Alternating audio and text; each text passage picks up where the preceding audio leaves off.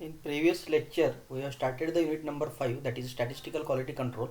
Under this, we have discussed the syllabus, the objectives of statistical quality control. So, what objectives can be achieved using this statistical quality control? Then, how to handle the statistical data. That is two types. Basically, there are two types of the data are there. That is inspection by variables and inspection by attributes. So, we have seen the details of both. Then it is very important to collect the data in systematic way. So the the most important thing of the SQC is the collection of the data, presentation of the data, organization of the data, and from that data you have to draw the some inferences or some conclusions. So for that some techniques are employed. So how the data is collected, how the data is presented, how the data is organized. So those things we will discuss. So tabular presentation, so various methods of the data presentation, tabular presentation, then data arranged in ascending and descending order, then frequency distribution, this is another way.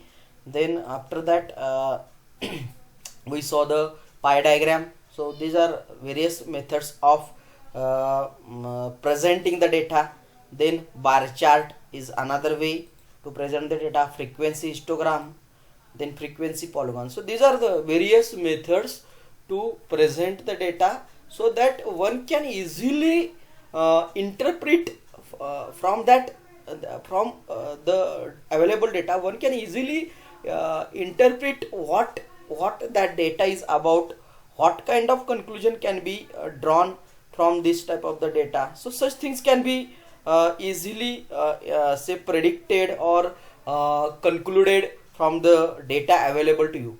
So proceeding now in this lecture, we are going to see some basics of the statistics, that the parameters which are to be studied from our point of view, that is whatever data is there.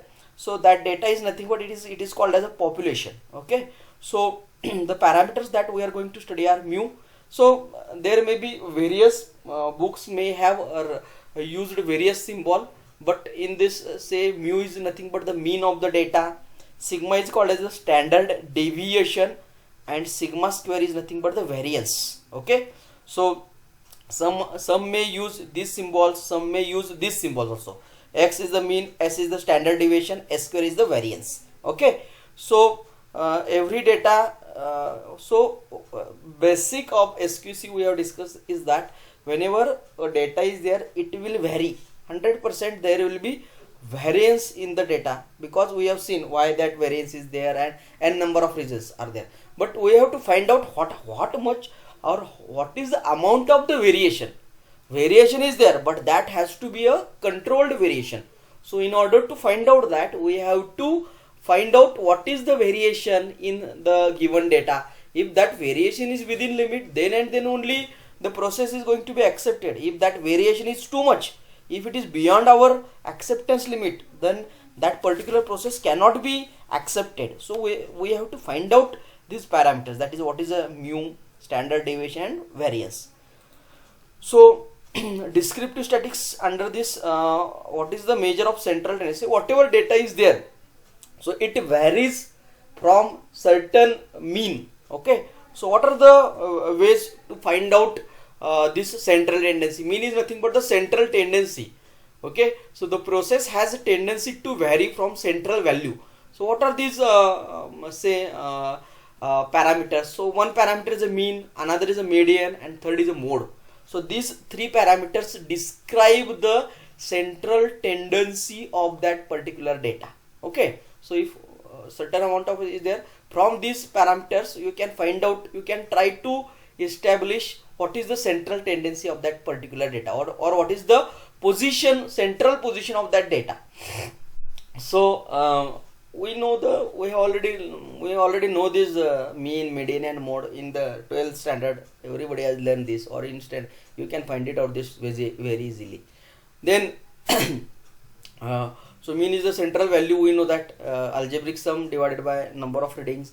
Median is the, if you arrange the readings in a particular order, ascending or descending order, then the middle value, if odd number of readings are there, then middle value of that particular data set is nothing but the median. If even number of readings are there, then central two value, middle two values, and if you take the average of those, so that will be the median of that data. And mode, what is the mode? Mode is the value which occurs most of the times. Many times what will happen, a value can get repeated. Okay, so the value which repeats most of the times, it is called as the mode of that particular data. Okay, so these things measure the central tendency. Then measure of dispersion means major variation is going to be there. So what is the amount of that variation, what is the minimum value, what is the maximum value? So it is nothing but the spread of the data. Okay, so that spread of the data is nothing but the range. So these are the measures, sorry, range, variance and standard deviation. So range, difference between minimum value and maximum value, is nothing but the range. Variance and standards are standard deviation. So standard deviation denoted by sigma, and if we square it, so it is a variance. So we are interested in finding out these things because we want to find out the spread of the process, isn't it? From our quality point of view, we want to find out what is the dispersion or what is the variation. Okay, so we are basically interested in these things, that is variance and standard deviation. So central tendency is found out by arithmetic mean, that is x bar, which is nothing but the 1 by n summation of xi, where xi is the where xi are nothing but the observations. So it is very simple. You just, whatever observations are there, you just take the algebraic sum and divided by it by the number of readings. So that will give you the arithmetic mean denoted by x bar. Sometimes it is denoted by the symbol mu. So it doesn't matter what symbol is there, you should know the meaning. Okay, so one example is very simple example is given. If the data is 0, 2, 5, 9 and 12, so you can find out the simple student in the say third or fourth standard can easily find out this mean. Okay, just sum it up divided by number of reading. So the mean of this data is 5.6. okay, then median, I told you, the observation in the middle of the sorted data. So the data is whatever disorganized data is there, that data is arranged in ascending or descending order, and the middle value of that sorted data is nothing but the median. Mode, it is the most frequently occurring value. Now the range is calculated, some data is there, so we are interested in dispersion. So what is the range? The range is calculated by taking the maximum value and subtracting the minimum value. So you can see if this data is there, so arrange it either in ascending or descending order, find the minimum value and maximum value and find out the difference between two. So here as you can see, the range of this particular data is 12. So maximum value 14, minimum value 2, so range is a 12. So range of the instrument, so if you are using everybody is using the scale in your compass box, isn't it? So range of that instrument is 0 to 150 mm, isn't it? Then dispersion, so variance is nothing but it is a squared deviation of the variables from its mean. So its formula is there, sigma square is equal to summation of xi minus mu bracket square divided by n, where xi is nothing but that particular observation, n number of observations will be there. So that observation minus central value, so summation of all these things divided by n. Okay, so that gives, so what it does, it measures how far a set of values are spread out from their mean. We are, see, in our quality control, why we are studying this basically. See, if you have been given a task to turn a shaft, okay, and the targeted value, the diameter of the shaft should be 30 mm.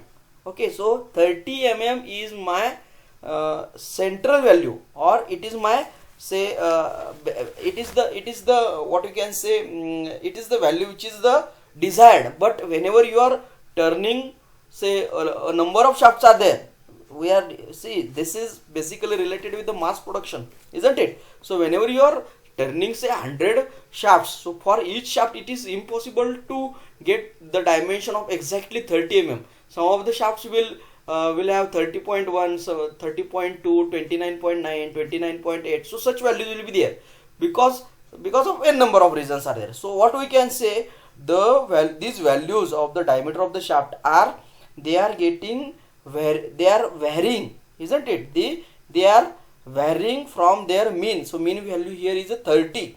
So we actually want to find out what is that variance, what is that spread. Okay, so this is one of the method, sigma square. And standard deviation denoted by sigma. So standard deviation is the square root of the variance. So it is in variance is in square.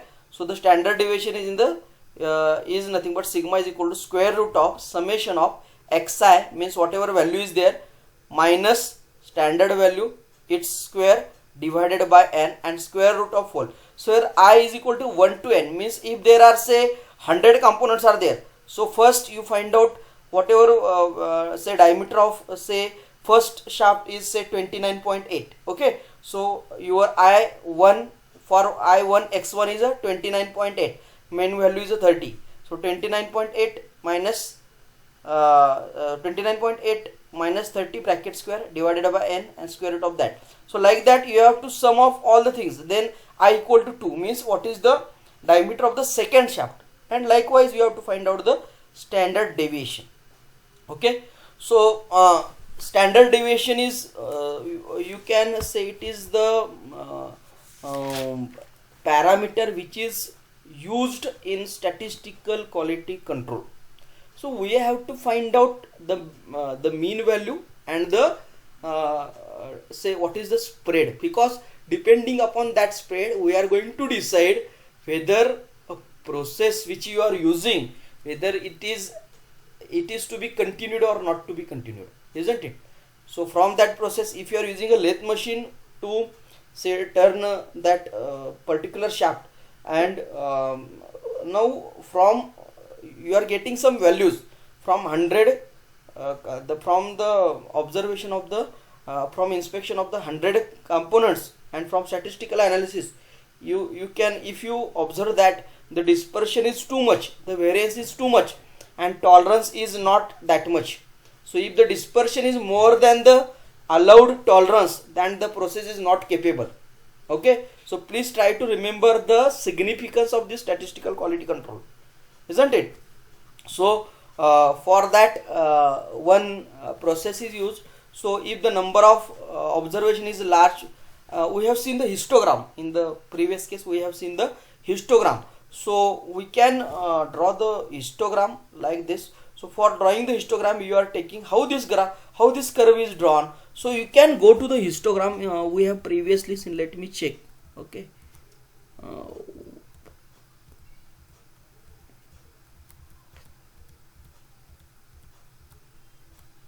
Okay, so this is the frequency stick. Now suppose these are the readings, some readings are set of readings are there. So for 30 to 40 there are 4 readings, so all this data is there. So what you have to, how that curve is drawn. So for this 30 to 40 interval, you have to take the middle of this. So you would locate the middle of this point.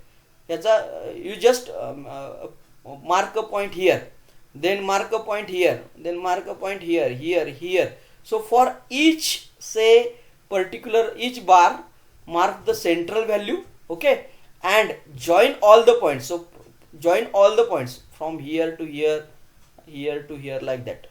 Okay, so if you join all the points which are say passing through the top of the center of the each cell, then you are going to get the curve that I just saw you. If it is a such type, this is a normal frequency distribution curve. So if we join those points, okay, and if that curve is approaches it is like the shape of the curve is like this. It is a bell shaped curve. Okay, so this curve is called as a frequency distribution curve. So if you take the height of the curve at any point, so is proportional to the frequency at that point. So if you measure this height, this height is nothing but the frequency of at that point, means frequency is number of times. What is the meaning of frequency? Frequency is nothing but number of times a particular observation is happening. Number of times a particular incident is happening, that is nothing but the frequency.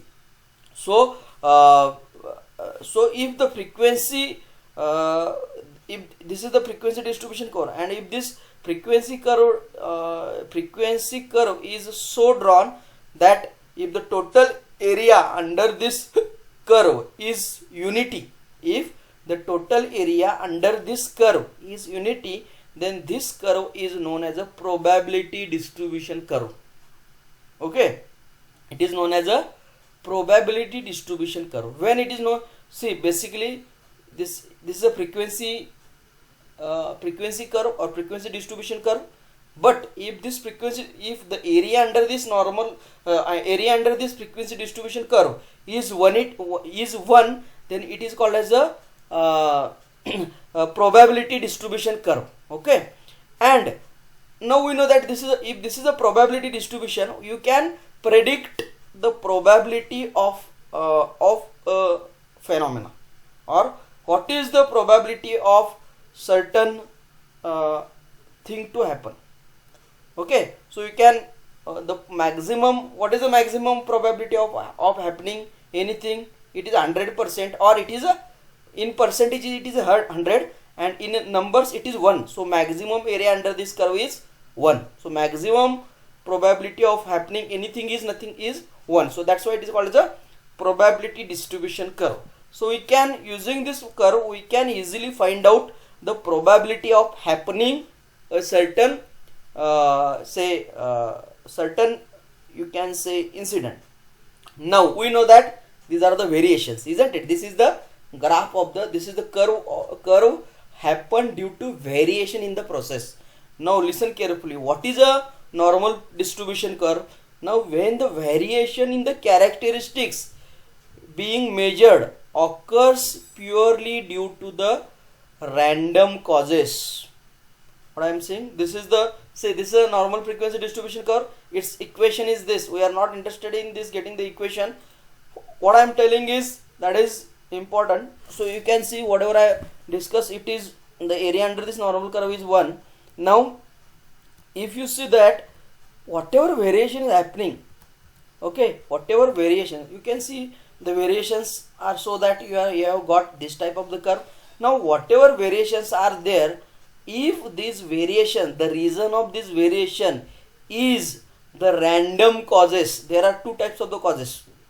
Okay, the random causes or random causes are also called as a non-assignable causes. If the variation in the characteristics being measured is due to the random causes only, which are, for example, machine tool vibrations, that is it's a random cause. Variation in the properties of the work material is the random cause. Okay, so if such type of the causes are responsible for the variation in the, say, measured values, then the probability distribution curve is called as a it is observed that this probability distribution curve is found to follow a well-known mathematical distribution known as a normal distribution. So initially we saw the frequency curve. Let me go again. So this is the frequency curve. So if this frequency curve, if the area under this frequency curve is 1, then it is called as a probability distribution. Okay, but if the variation in the characteristic being measured is due to the random causes like machine tool vibrations and variations in the properties of the work material, then it is observed that this frequency distribution curve, this probability distribution curve follows a well-known mathematical distribution. This is a mathematical distribution. This is the equation for this mathematical distribution, that is called as a normal distribution. So there are various types of the distributions are there. Binomial distribution is there, exponential distribution is there, and this is a normal distribution. Okay, so if the variations are only due to the random causes or non-assignable causes, then this curve is called as a normal distribution curve. Okay, now we always desire, we know that the variations are going to be there, but the variations in the characteristic being measured should be only due to the random causes. That is the desired thing from our point of view. Okay, if the variation is only due to the random causes, that is acceptable. Okay, but then we can say that the process can be assumed to be in statistical control if the variations in the process are due to random causes only. Then the process is said to be in statistical control. Are you getting this? So that is the well-known thing. Now we can see that whatever is there, that is defined here. Now once we know that if it is a normal distribution, so if the characteristics being measured, let us call it as x, if fx, that is a characteristic being measured, follows a normal distribution, that is a bell shaped distribution, then the probability that, we know that the probability that x is within one standard deviation, so where that normal distribution curve, we can find out the value of sigma. Standard deviation is always there. So if the distribution is a normal distribution, then the probability that x is within plus minus 1 sigma. So I will show you, means the x will be x is within one standard deviation of the mean is 68%. You can see here. So this is a frequency distribution. Okay, so if it is a plus minus 1 sigma, so if this SQs in this normal distribution curve, the probability that x is within, so it is probability that x is within minus 1 sigma and plus 1 sigma. Remember that this is the central value, this is the curve. Okay, so this is the central value, you can put the point here. So mu is equal to 0, or it is the central value. The variations are going to be on the right side, that is called as a positive side, and on the left side, that is on the negative side. So this variation, the total variation, okay, is it is a probability distribution curve also. So the probability that the value which is nothing but x, the probability that x is within minus 1 sigma and plus 1 sigma is 68%. Means this area from here, you can say this is minus line corresponds to minus 1 sigma, this line corresponds to plus 1 sigma.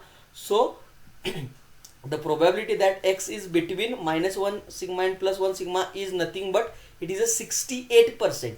It is the 68%. I will show you. This is the, you can see. So sigma, this is central value, minus 1 sigma plus 1 sigma. So this area, or this area this is nothing but the 68.3%. So the probability of x being in this range is 68.3.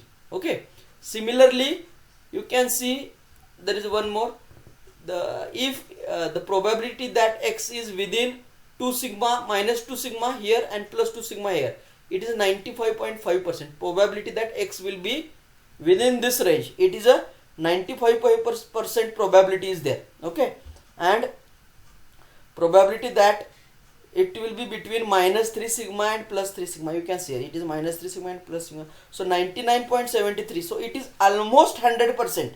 it cannot be 100%, always remember that. It will be on this side, it will be minus infinity plus infinity, but we are not interested in that part, it is costly. So minus 3 sigma and plus 3 sigma. So the probability that x is within, say, minus 3 sigma and plus 3 sigma, so total dispersion, it is a 6 sigma, isn't it? 6 sigma. So it is probability that 99.73% of the probability that 99.73% of that components will be between this value, between this region. Okay, so that is again shown here. So minus 2 sigma plus 2 sigma 95%, and minus 3 sigma plus 3 sigma 99.73%. So these are the, what we can say, the percentage of the, so that this is sometimes defined as a percentage of the total area within the specified level. So you can see this. So this is very important, because if you see that almost 99.73 means it is almost close to 100, isn't it? Only 0.27% is there, that is remaining. So we can say that 99.73% of the components can be within the given range. Okay, so we can, with this we can easily find out the probabilities. X-axis of this normal distribution curve, x-axis of the normal distribution curve is given in terms of a parameter z. So we are going to see the numericals based on this. So x-axis of this normal distribution curve, that is given in terms of a z. So that z is equal to xi, that is a particular value, minus x bar, that is mean, divided by sigma, standard value, standard deviation. So if you want to find out the probability of certain thing, so you can use this formula. You can use this formula, z is equal to xi minus x bar divided by sigma. So one data set will be there, so where z is called as a standard normal value, z is called as a standard normal value, xi is called as a individual value, xi is called as a individual value. So any observation, or it is the probability of this thing to happen.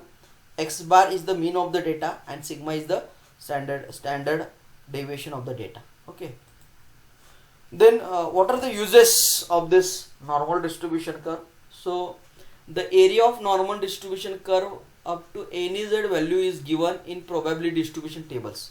We are going to see this, what is the probability distribution tables. Some standard tables are there. So if you have the value of z, so you have to just search that value of z in the probability distribution tables. I will show you that probability distribution table. So practical implications of the frequency distributions are as follows. First, frequency distribution reveals the dispersion in a lot. Means this normal distribution curve can tell you about the variation in a lot. Okay, that is the first thing. We are most interested in this. Frequency distribution can be used to evaluate the quality of incoming lots. So if you are if you are buying something from, if you are buying some products, okay, and you can see statistical quality control, 100% inspection is not possible, is not say economical. That's why you go for the acceptance sampling. Okay, so there you you want to judge the quality of the incoming lots. So you cannot take risk, you cannot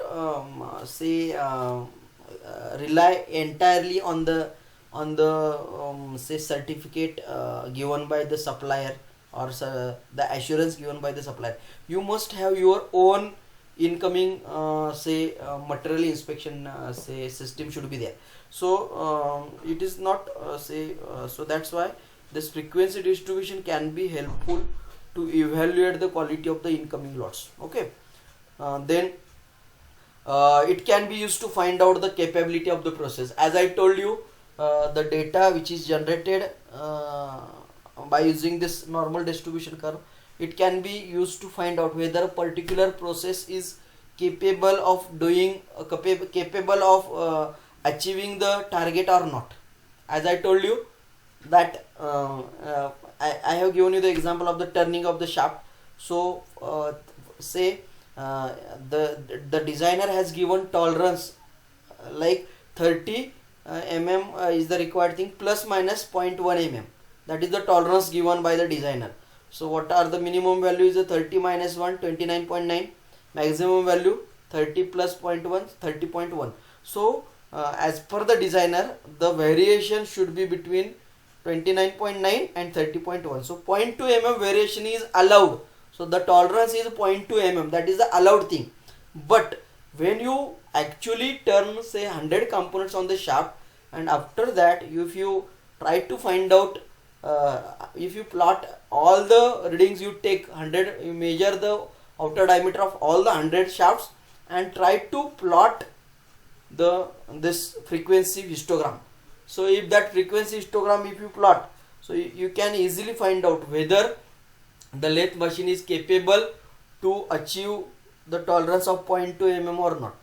So that might be, it may not be possible, because it is not, the lathe machine is may not be capable to produce the components whose tolerance is only 0.2 mm. That may not be possible. Okay, so you may need to go to the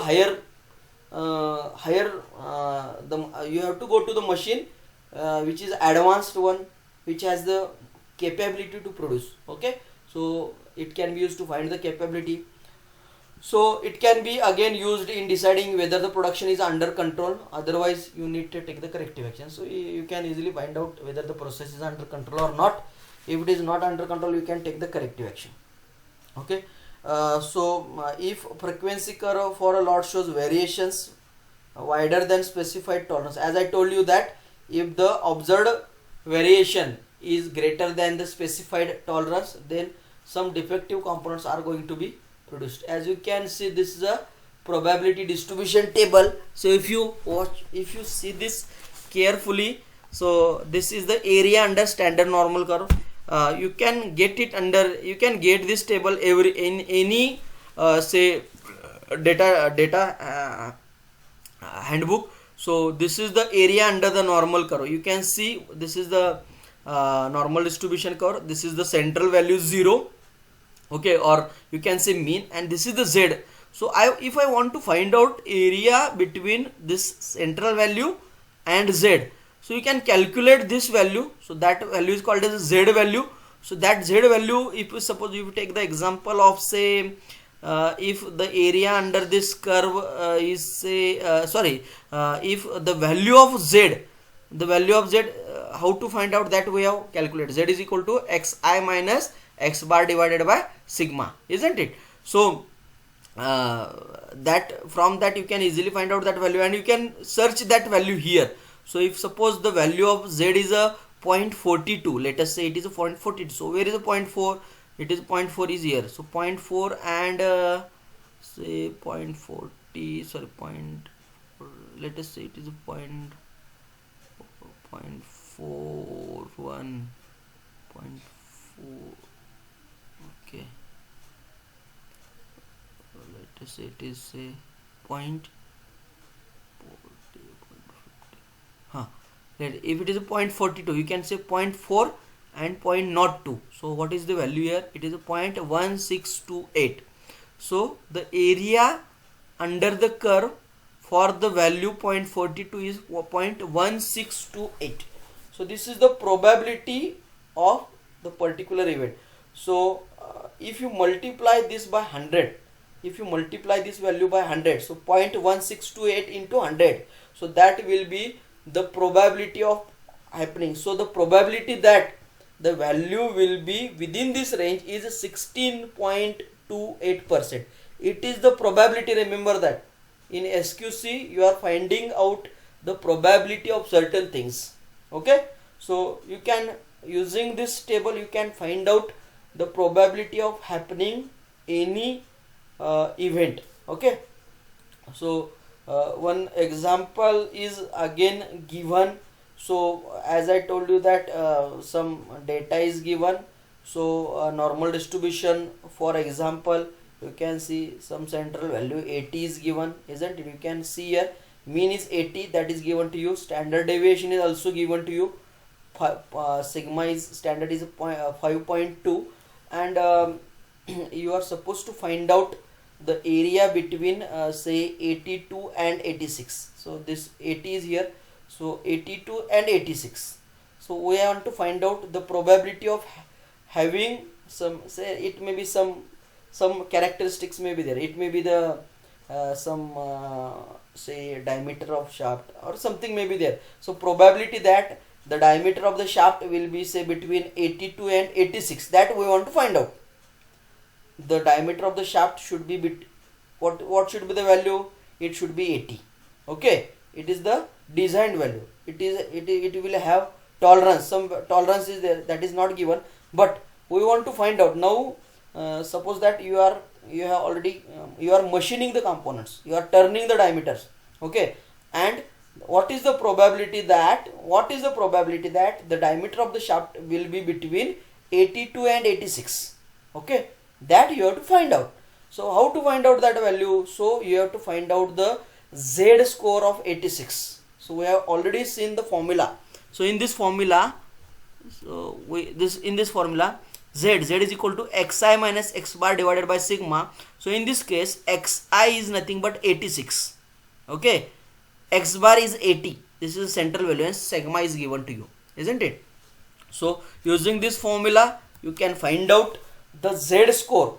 Okay, so z score or z value of 86 is nothing but 1.1538. Okay, so for 1.1538 you have to search the table for this value, 1.1538. so you can, 1.1 is here, 1.15 it is here, you can see 1.15, huh? So you can use this 0.3749 like that. So you can area of 1.138. एक minute, let me see what is the value, 0.8749, 1.1.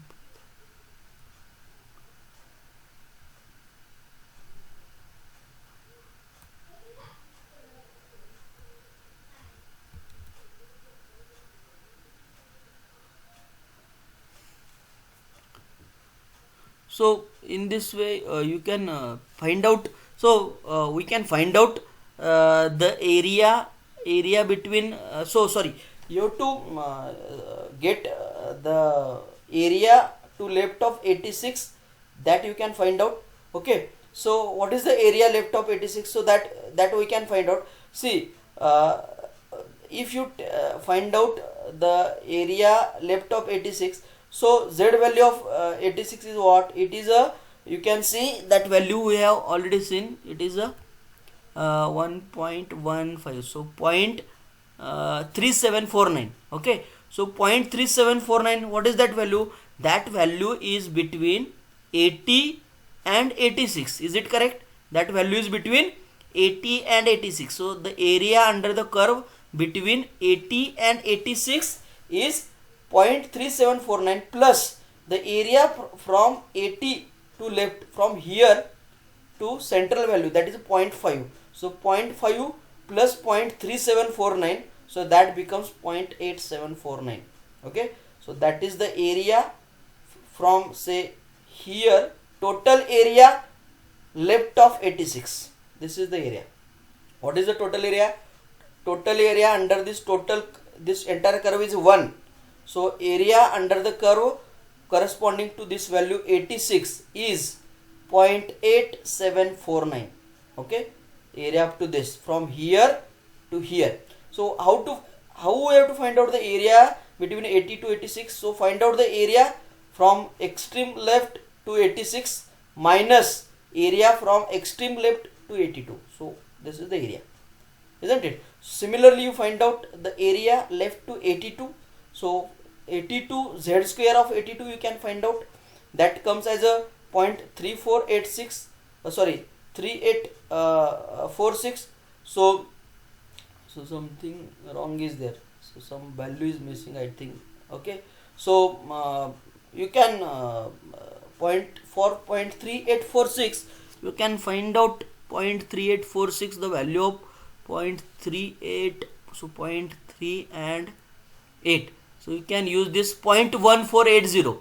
So 0.1480, so 0.1480 is from this 80 to 82 plus 0.5. So from here to central value, the area is 0.5. 0.5 plus 0.1480, that is a 0.6480. So area to left of 82 is a 0.6480. So we are interested in finding out this area. So this area is nothing but this value 0.8749 minus 0.6480. So if you subtract this, you can get the area between 82 and 86 as a 0.2269. okay, so this is the area. and if you multiply it by 100, it is a 20.69%. So the probability that the diameter of the shaft will be between 82 and 86 is 22.69%. Did you get this? Did you get this? The probability that the diameter of the shaft between having between 82 and 86 is 22.69%, isn't it? So how this values it is shown again here, you can see z square of 1.1538. so this is a 1.1538. so area left of this 1.1538 is this entire area from here up to here, so that area is 0.8749. okay, then z score of 0.3846 is this one, 0.3846. so that area is from here to here, so it is a hatched portion, this is a green portion. So we are interested in finding out this value, only green value. So that is nothing but area from here to here minus area from here to here, and that is a 22.69. so in this way what we can do, we can find out the probability that a certain thing will happen, that can be predicted using the statistical quality control. That's what we want to say. So we'll stop here and we'll continue tomorrow.